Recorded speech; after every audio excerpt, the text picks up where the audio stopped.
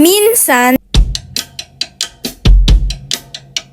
napapaisip ka rin ba kung ano ang magiging itsura ng hinaharap? Kung ano ang iyong ikinakabahala at kung anong payo ang maaari mong maibibigay tungkol dito? Kanya-kanyang hangad sa buhay.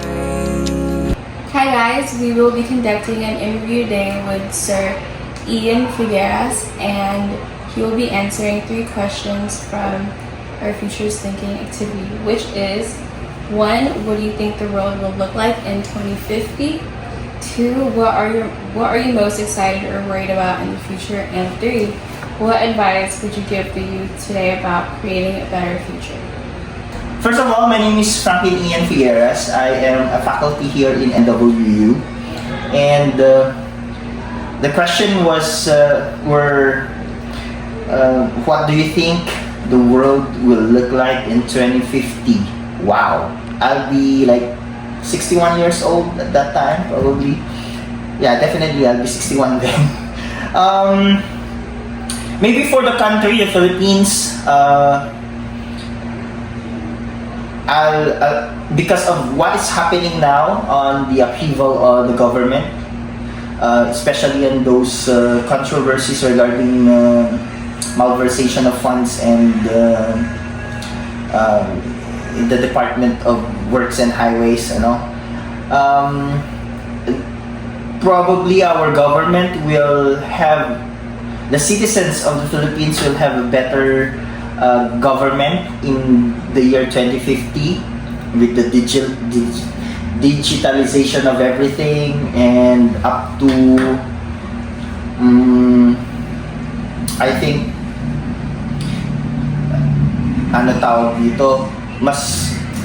there will be better governance, better transparency, because everybody will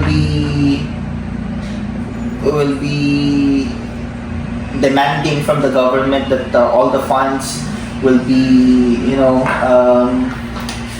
put into where it should be, And in terms of health, I think that the future of healthcare here in the Philippines would be better. I am a bit optimistic, with all of the things that's happening now. Kasi napakagulo ng mundo ngayon. At the present, it's very, there are so many crises.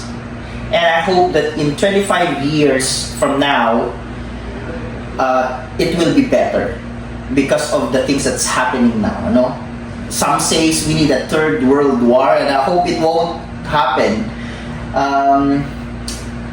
I'll be very optimistic that the healthcare will be better. Filipinos will have better access in healthcare.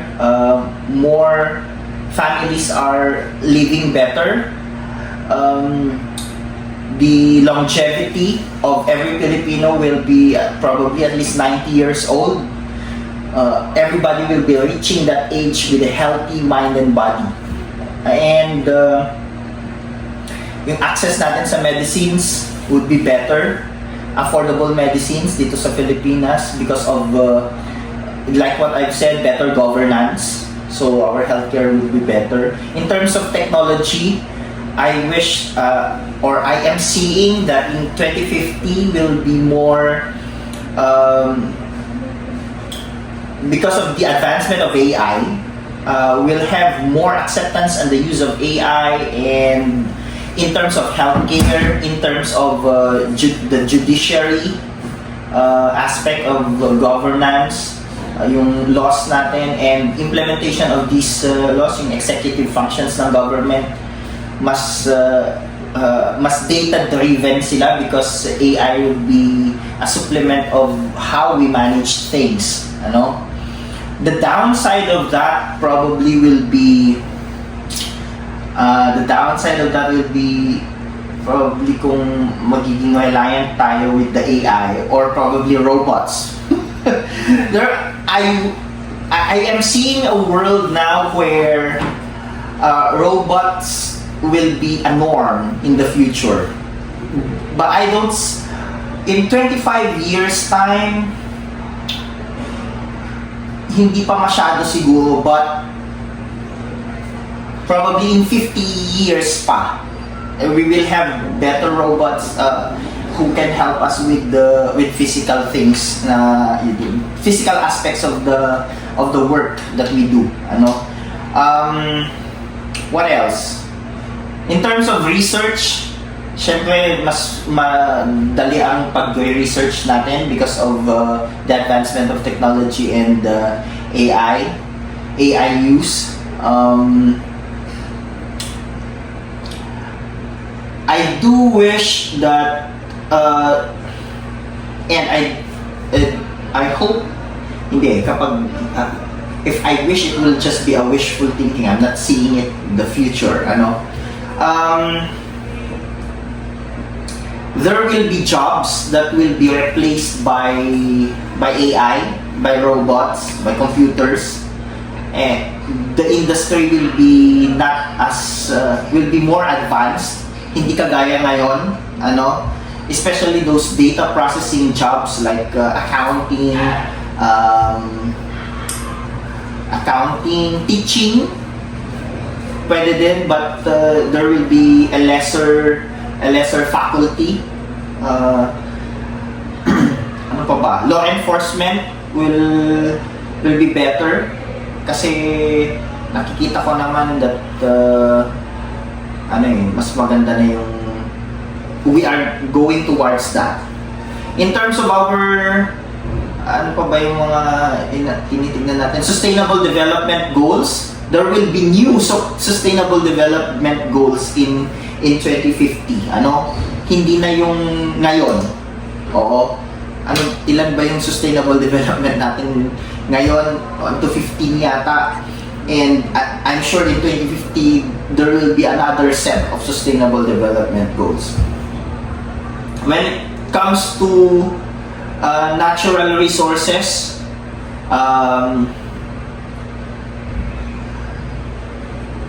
we will have more population in the future, I think, and I believe.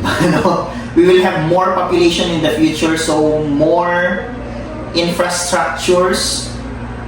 Our flora and fauna will be displaced, but I wish that in the present they will be planning of better ways not to disturb our natural resources, so that when we reclaim lands from forests and mountains for our human needs, shelter, mga ganyan, and other infrastructure, we won't be disturbing much of the flora and fauna.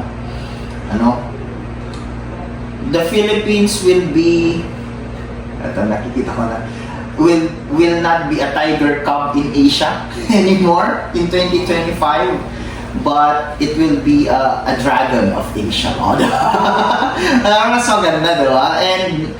And we will not be sending manpower to other countries, but we will be accepting.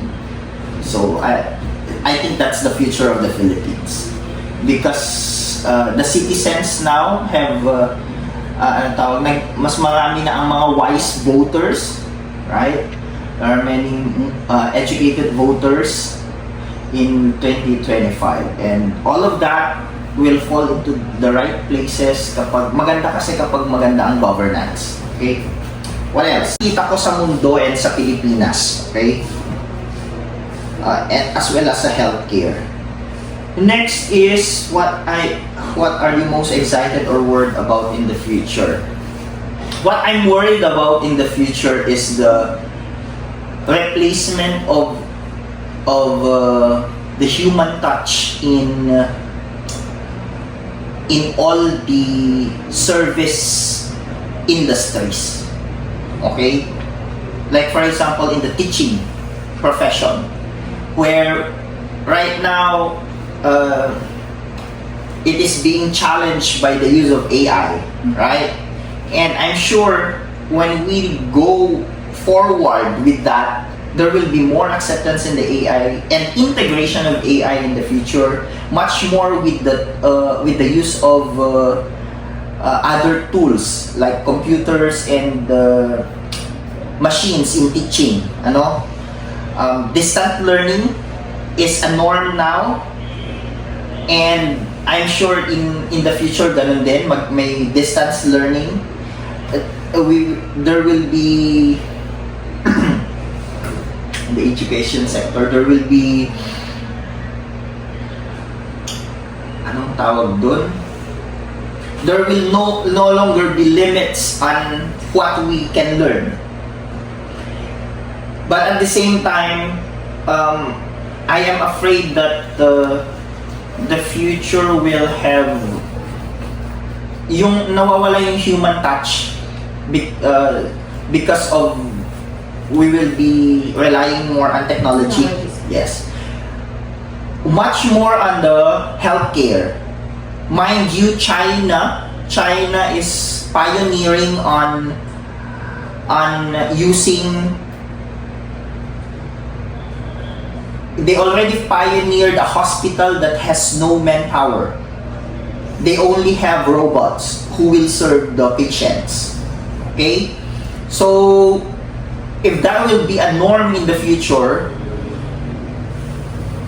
that because we still, the world is still challenged with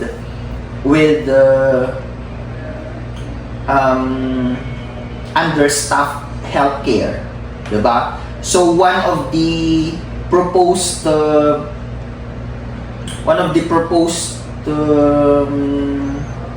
measures to address that issue, that concern, is to use the robots. Sa delivery industry na nga lang, they use drones, right? Sa mga restaurants, wala nang masyadong waiter. In Baguio, for instance, ang ginagamit na nila is yung delivery card. Yeah. That is programmed na pupunta sa tables ninyo. And that will happen also in the healthcare sector in the future. Okay?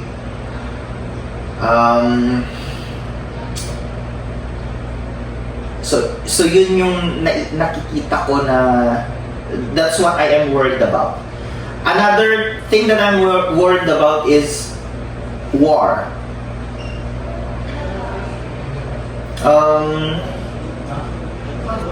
It's 2020. It's 2025 now. The world is very loud. Everybody wants to put an indelible mark in the history. Our leaders would want that as well. And in the future, 2020, 2050, what I'm afraid of is war. Probably, I don't know, civil war or cyber warfare, economic sabotage.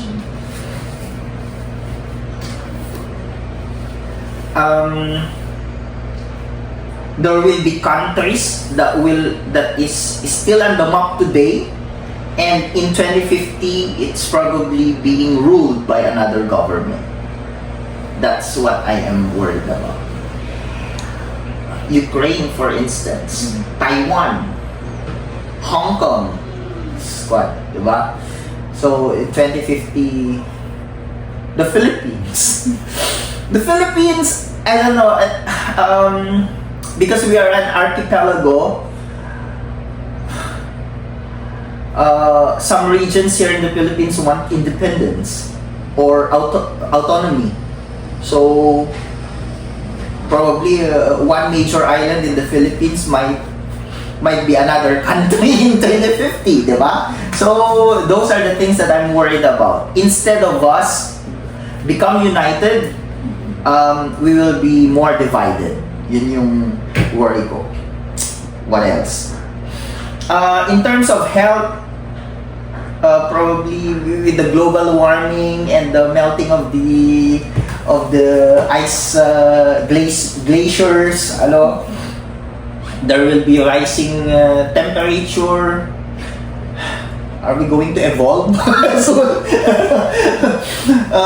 So there will be more diseases, but as I've said, I hope and I pray that our government will be better in in managing our resources so that if worst comes to worst in 2050, we will be able to address them properly. Okay, we've been challenged with the 2020 pandemic for 3 years, and I hope that is a turning point of the world.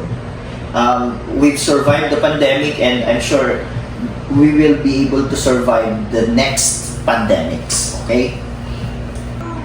Sa country, ganon. At sa mundo naman natin, of course, the superpowers will still be the superpowers. USA, Europe, although they will no longer be there will be a shift of majority, I believe. Nakikita nyo kasi ngayon, there is a shift of majority because some minorities are silenced, but some minorities are fighting back. Like for example, the Black Americans, the Black Americans are fighting against the, race wars, right? And now we can see a problem on immigration in these developed countries, USA, Europe, Canada, and Australia. I don't think so. Even in Japan, they have immigration issues because refugees from third world countries are transferring to their places, right? So in 2025, there will be, in these developed countries, there will be a new majority. Probably a new majority or a new minority on these countries. And there will be a cultural shifts on these countries. Yun nakikita ko.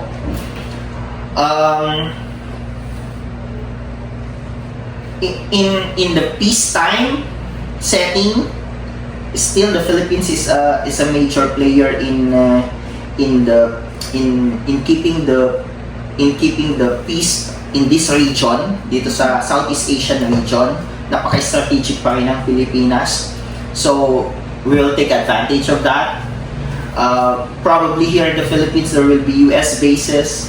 I don't know if the government will pursue on that, but we are still friends with the USA, no? So yun. China will still be one of the major producer of products, but there will be more. There will be shift on other manufacturing, probably in other Asian countries like India. India magiging tech hub yan in the future. Okay. Locally, dito sa Ilocos Norte naman, I'm sure magiging we'll be benefiting on those, ano? So yun, what else? You give the youth today about creating better future. What advice? In creating a better future.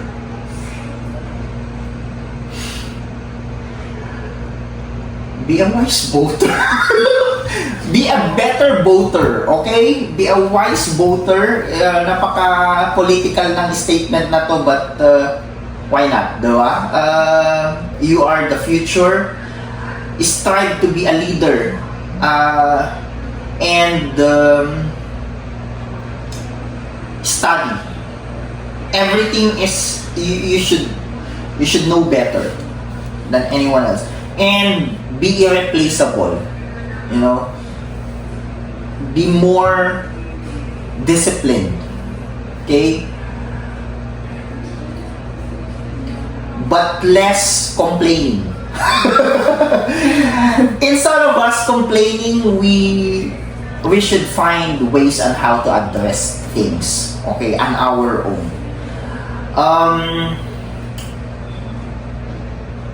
Those are the things that I want to tell the youth today in order for us to have a better future. Less complaining. Instead, we look for ways that we can contribute to the solution. study hard and be a wise voter so that our leaders, our government leaders will will uplift the country and the world. Kasi if you have a good government, then definitely you will be something that is relevant in the map. Okay? Ano pa? Don't lose your values also, and develop a good attitude.